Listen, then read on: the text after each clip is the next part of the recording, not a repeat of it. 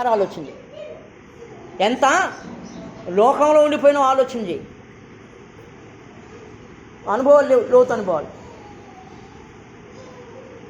అప్పుడు తెలుసుకున్నాడు పేతురు, నా ప్రయాసం కాదు, నా ప్రభు మాట వెనక.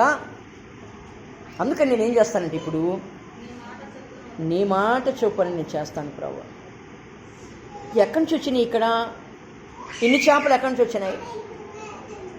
అప్పుడు దాకా దొరికినటువంటి చేపలు ఎలా దొరికినాయి? ఎస్, దేవుని మాట ప్రకారం.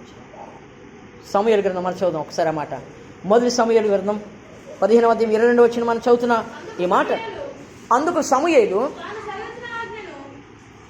ప్రభువు సెలవిచ్చిన ఆజ్ఞను ఒకడు గైకొనుట వలన యెహోవా సంతోషించును. ఒకడు దహన బలులను అర్పించుట వలన ఆయన సంతోషించునా?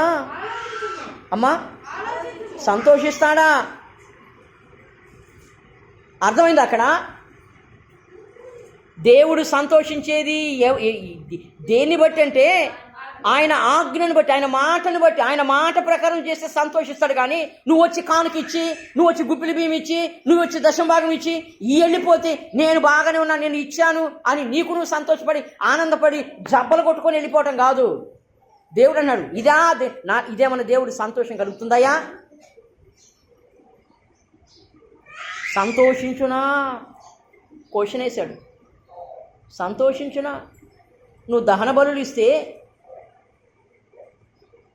ఆయనకి ఏమైనా సంతోషం కలుగుతుందా? ఒకవేళ నువ్వు బలి ఇవ్వాలనుకుంటే నువ్వు దేవునికి అర్పణ చేయి. నువ్వు దేవునికి అర్పణవు. దేవునికి స్తోత్రం, హల్లెలూయా. ఇంతవరకు నువ్వే దేవునికి ఇవ్వలేకపోయినావు. బాప్తీసం తీసుకున్నావు. నేను ఒక్క మాట అడుగుతున్నా, అమ్మా ఒకసారి లావణ్య, బాప్తీసం తీసుకున్నావు, నువ్వు దేవునికి ఇచ్చేసుకున్నావా? చెప్పు, మాట్లాడు. ఈ క్వశ్చన్